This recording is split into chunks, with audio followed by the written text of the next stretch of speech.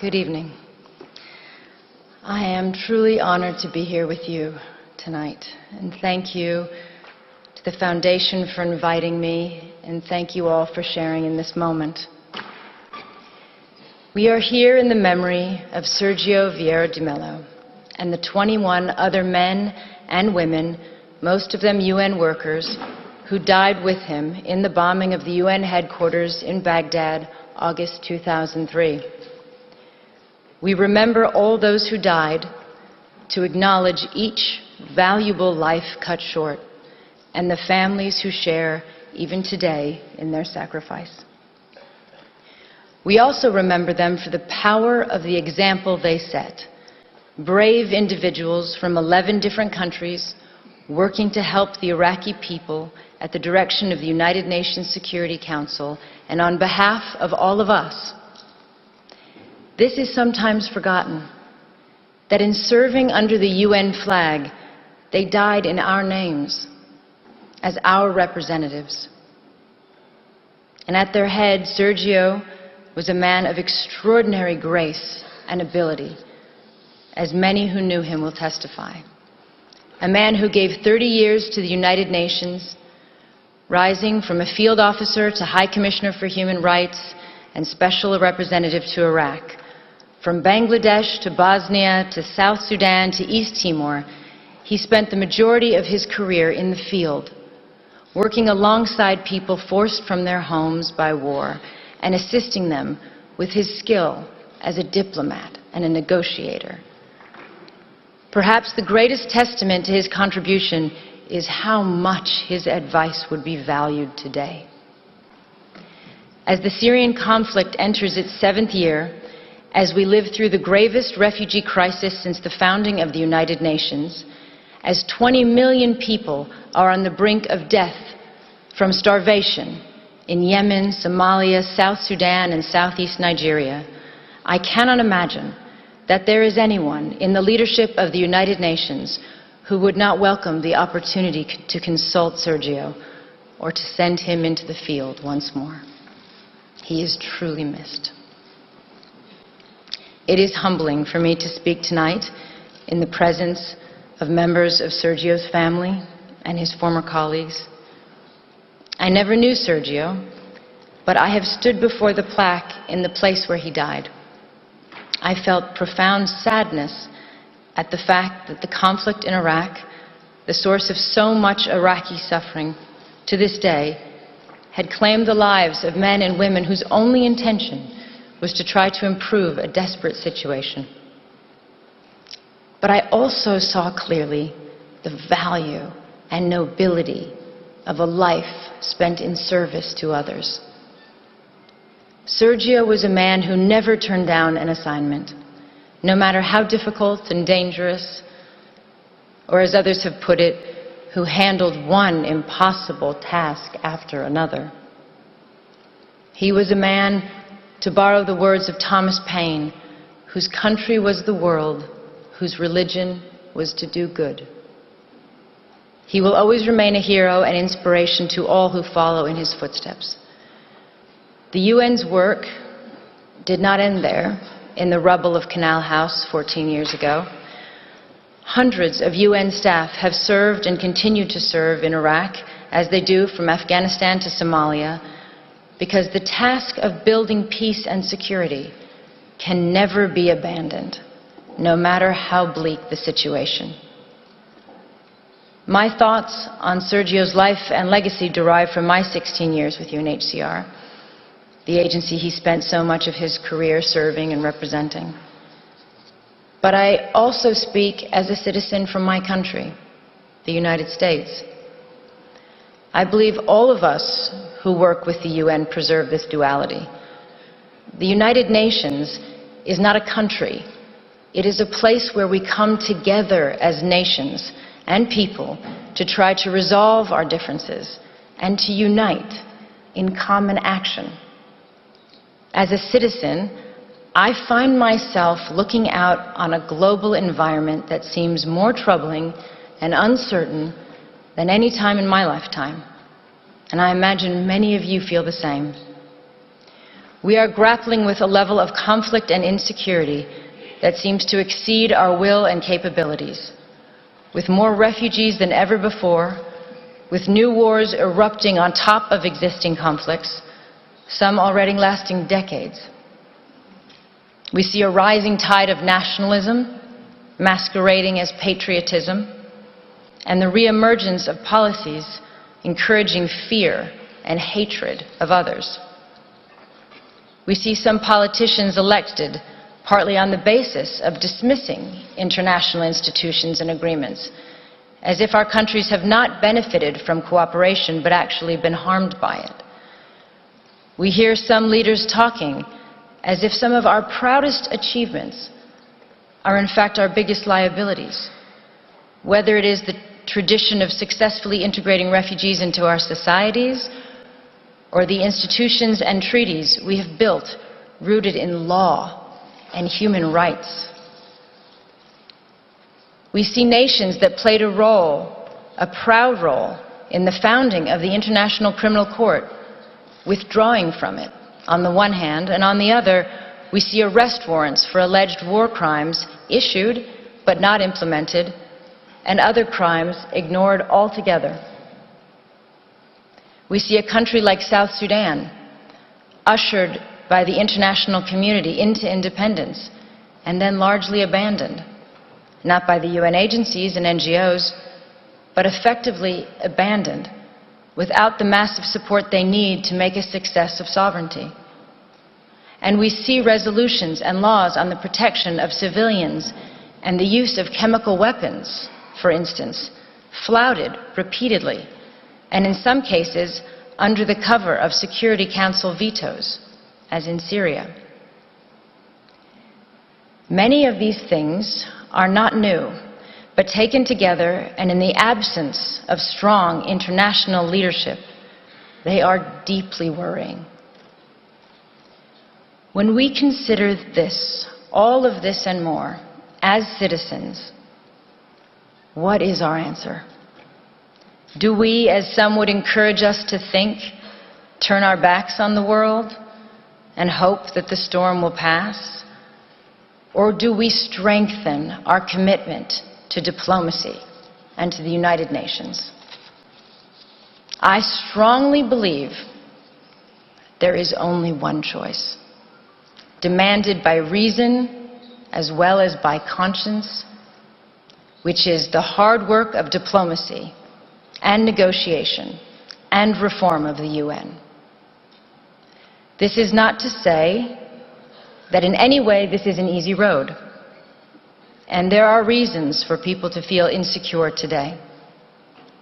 The level of conflict and lack of solutions combined with the fear of terrorism, the reality that globalization has brought vast benefits to some and worsened the lot for others, the sense of disconnect between citizens and governments, or in some countries the lack of governance, the overall feeling that for all our gains in technology and connectedness, the less we are in control of forces shaping our lives. All these factors and more have contributed to a sense of a world out of balance. And there are no easy answers. And despite the millions of people who have lifted themselves out of poverty in our lifetime, the difference between the lives of those of us born in wealthy, democratic societies and those born into slums and refugee camps in the world is a profound injustice. We see it, and we know it's wrong at a simple human level. That inequality is contributing to instability, conflict, and migration, as well as to the sense that the international system serves the few at the expense of the many. But again, what is our answer as citizens? Do we withdraw from the world where before we felt a responsibility to be part of the solutions?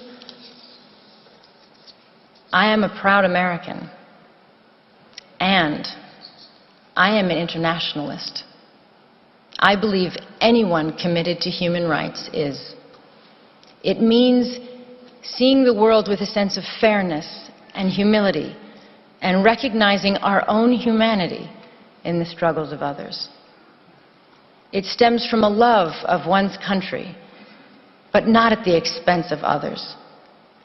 From patriotism, but not from narrow nationalism.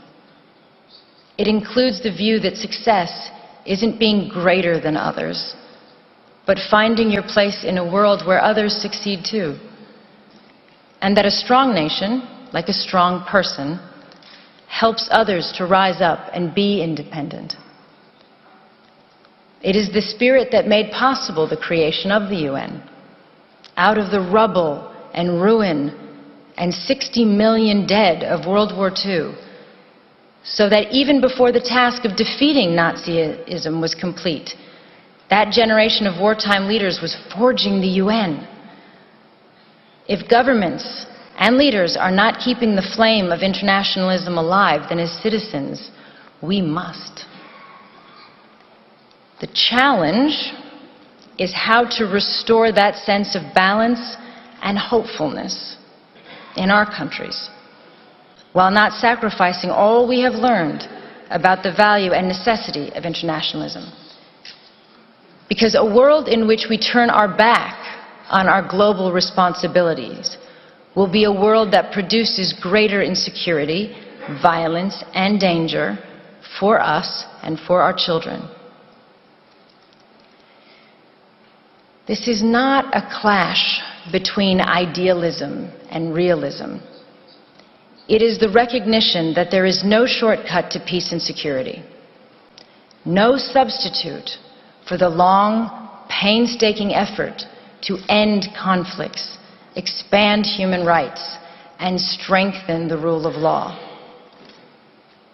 We have to challenge the idea that the strongest leaders are those willing to dismiss human rights on the grounds of national interests.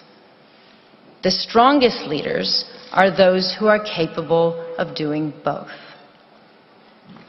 Having strong values and the will to act upon them doesn't weaken our borders or our militaries. It is their essential foundation. And none of this is to say that the UN is perfect, because of course we know it is not. I have never met a field officer who has not railed against the shortcomings, as I imagine Sergio did in his darkest moments. And he, like all of us, wanted a UN that was more decisive, less bureaucratic, and that lived up to its standards. But he never said it was pointless, and he never threw in the towel. The UN is an imperfect organization because we are imperfect. It is not separate from us. Our decisions, particularly those made by the Security Council, have played a part in creating the landscape that we are dealing with today. We should always remember why the UN was formed and what it is for, and take that responsibility very seriously.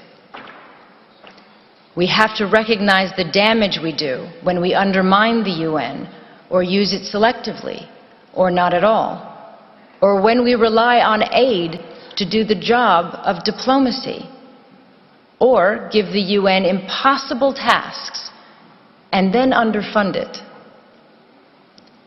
For example, today, there is not a single humanitarian appeal anywhere in the world that is funded even by half of what is required.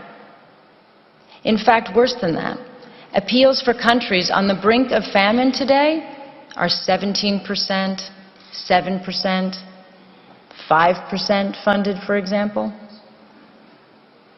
And of course, emergency aid is not the long-term answer. No one prefers that kind of aid, not citizens of donor countries, not governments, not refugees. They do not want to be dependent. It would be far better to be able to invest all of our funds in infrastructure and schools and trade and enterprises. But let's be clear, emergency aid has to continue because many states cannot or will not protect the rights of citizens around the world. It is what we spend in countries where we have no diplomacy or our diplomacy is not working. And until we do better at preventing and reducing conflict, we are doomed to be in a cycle of having to help feed or shelter people when societies collapse. As another legendary UN leader who was also killed in the line of duty, Dag Hammarskjöld, said, "Everything will be all right." You know when? When people, just people, stop thinking of the United Nations as a weird Picasso abstraction and see it as a drawing they make themselves. The UN can only change if governments change their policies, and if we, as citizens, ask governments to do that. It is moving, if you think about it. We are the future generations envisioned in the UN Charter. When our grandparents resolved to spare future generations the scourge of war, as written, they were thinking of us. But as well as dreaming for our safety, they also left us a responsibility. President Roosevelt, addressing the U.S. Congress in January 1945, 6 months before the end of World War II, said this: "In the field of foreign policy, we promise to stand together with the United Nations, not for the war alone, but for the victory for which the war was fought." And he went on, "The firm foundation can be built, and will be built, but the continuance and assurance of a living peace in the long run must be the work of the people themselves." So today we have to ask ourselves if we are living up to that mission. They gave us the start. What have we done with it? It is clear to me that we have made huge strides, but our agreements and institutions are only as strong as our will to uphold them. If we do not, for whatever reason, we bequeath a darker, more unstable world to all of those who come after us.